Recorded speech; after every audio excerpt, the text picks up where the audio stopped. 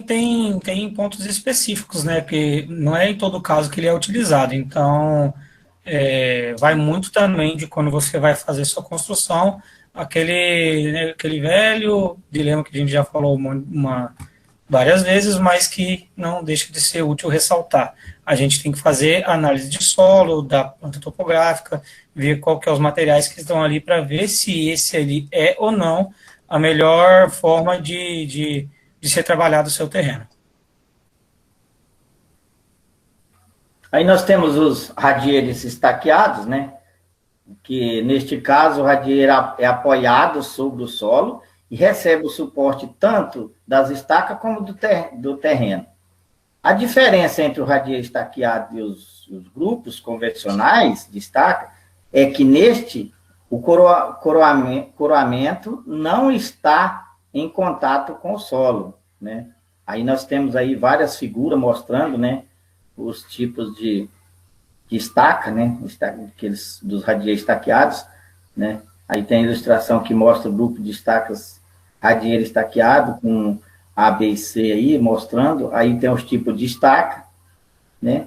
E os radier com os seus blocos, né? Que recebe aí a gaiola para depois fazer o radieiro. Então, isso aqui é uma obra já mais de grande porte, não é aquelas casinhas pequenas, então já é com estaca, bem estruturado. Então, por isso, tem várias figuras mostrando aí, vários desenhos, várias imagens, mostrando como que é feito esse tipo de serviço. Exatamente, como ele falou, a diferença entre uma e a outra é só que o radier convencional, a armadura, no caso dela, ela é depositada direto no solo, né? E esse tipo de radier com estacas, ele já é um pouco mais superficial. Eles usam as estacas para suspender, digamos assim, mais as armaduras. Aí aqui mostra, né, radier, no caso seria com uma estaca, duas estacas, três estacas, no caso, né, quatro estacas, mostrando já como é que ela ficaria, né, como é que ela seria. Mostra o espaçamento lá, aqui na parte inferior, né, como é que ela vai ser tudo bem ilustrado. Agora aqui é uma pequena curiosidadezinha, uma diferença, para a gente saber um pouquinho sobre a diferença entre um e outro. Tem muita gente que confunde, então aqui talvez já dá uma sanada na dúvida de muita gente. Qual seria a diferença entre sapata corrida e radier? Sapata corrida é uma sapata, no caso, é um bloco, né, corrido de concreto armado, feito diretamente sobre o solo, ou uma escavação, né, ou sobre uma escavação. Agora, o radier é uma estrutura corrida de concreto armado com formação de laje, isolado sobre o solo. No caso, é como se fosse vamos pensar assim, um contrapiso da casa, certo? Ele vai fazer ali o piso antes de fazer tudo. Ele vai fazer ali, que nem aqui mostra já os pilares, né, com arranques.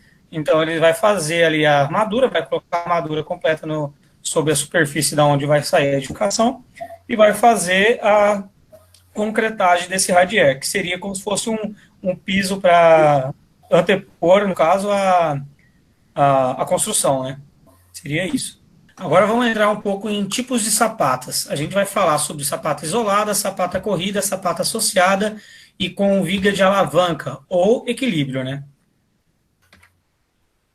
Sapata isolada é quando há uma sapata única sobre o pilar, que está recebendo a carga direta do pilar, no caso. O pilar ele vai estar aplicando toda a sua força no seu centro ali e que vai ser distribuído sobre o solo.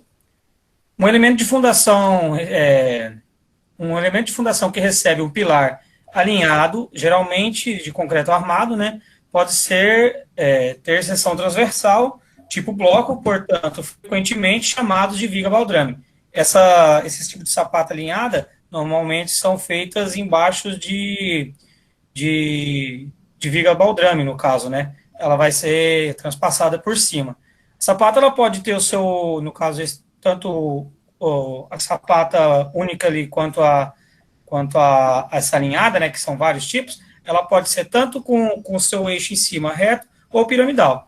Vai depender muito do tipo de obra, do construtor que está aplicando também, tanto quanto do engenheiro que está fazendo aquele tipo de processo. Verdade, porque cada profissional ele tem uma maneira de trabalhar. Tem engenheiro que cada um tem o seu jeito de trabalhar, não é porque é feito assim que todo mundo tem que ser igual. Cada um tem uma muda um pouquinho. Então, aí Exatamente. tem os vários modelos, 2 modelos aí de sapatas, né? Isolada. Essa sapata isolada aí, ela é feita principalmente num canto de parede. Tá aí, ó, feito uma gaiola. Essa daí é o estilo na gaiola. Então, foi feita a gaiola, foi feito todo o processo de concretar, o buraco, né? Lá a escavação. E aí foi feito um cimento magro. Depois, às vezes, coloca aí um bloco, né? Com a coroa no meio aí, faz, concreta, deixa os arranques para amarrar a ferragem, ou às vezes faz direto, né? Só feita a gaiola, concreta um cimento magro, e aí é concretado e feito, né? Aí nós tiramos essa imagem aí para mostrar, desde lá da profundidade do solo até, né? Para a pessoa ver que aí está ela concretada e está ela em fase de concretagem. Bom, sapatas corridas, né? Sapata corrida é uma estrutura contínua de concreto armado, que fica abaixo das paredes. Assim, o peso da construção é distribuído linearmente, né, para o solo. O topo da sapata corrida pode ser reto ou pirâmide. E a estrutura de aço mais utilizada é o radier e gaiolas, né? Todos esses tipos de sapato que a gente tem falado, ela não pode ser menor do que 60 centímetros, né? 60 centímetros, esse é o mínimo que pode fazer, né?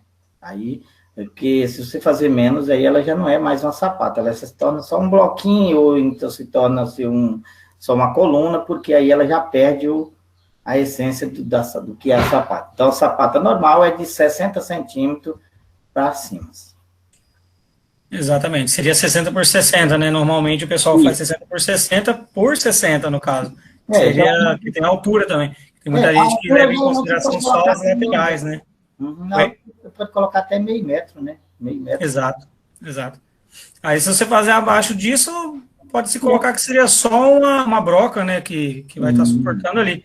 E é o que ela tende a fazer é só descer, porque como o ponto de, de, de, de fixação dela vai estar em torno só de um fixo, né? De um buraco, ele não vai ter o suporte que teria uma sapata. Então, o mais indicado, mesmo que seja uma construção pequena, seria a sapata 60 por 60, né? Verdade. Aqui tem um pouco de sapato associado. O que seria? É mais usada quando se deseja transmitir as ações de 2 ou mais pilares, ou seja, também é empregada como alternativa quando a distância entre 2 ou mais sapatas isoladas é pequena. Aí é quando elas são mais utilizadas. Também ela tem essa função piramidal aqui, ó, que é apresentada na foto. Pode ser em forma de escada, piramidal e etc, né? Então, Exatamente. quando elas já estão associadas, é porque elas estão ligadas uma com a outra. Uma outra, né? No mesmo compartimento delas está todos os arranques aí, né, para fazer as concretagens. Exatamente.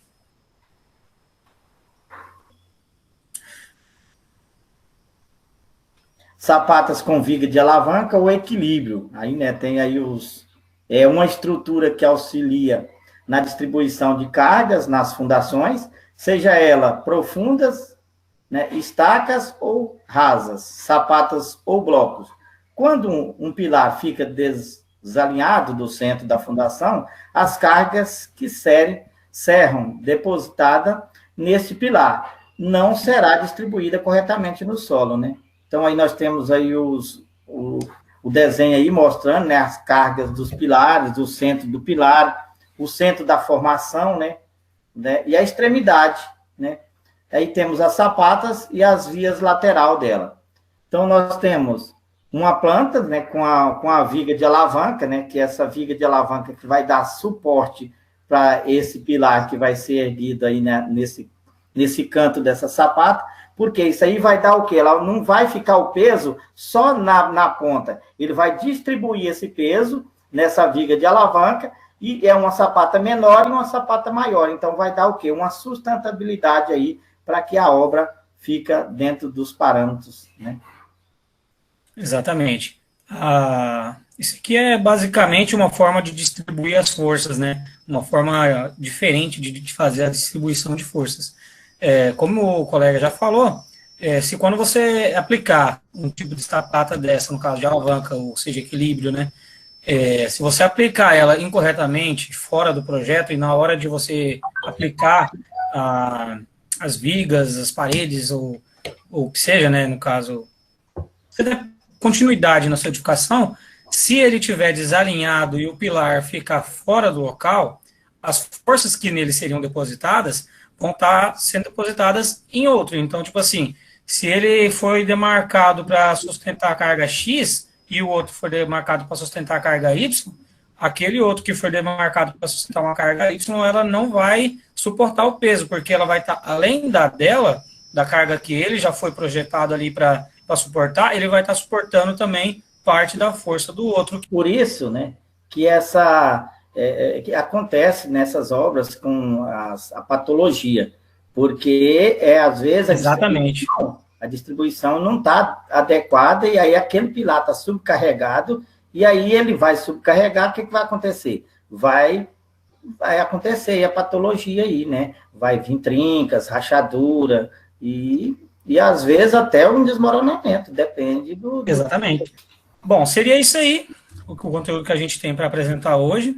Aqui eu trouxe algumas referências das imagens. Aqui eu trouxe algumas referências dos sites que a gente procurou. E seria isso. Muito obrigado, espero que tenham entendido. E agora eu vou abrir um espaço aí para perguntas. Se alguém quiser perguntar alguma coisa, estamos aí.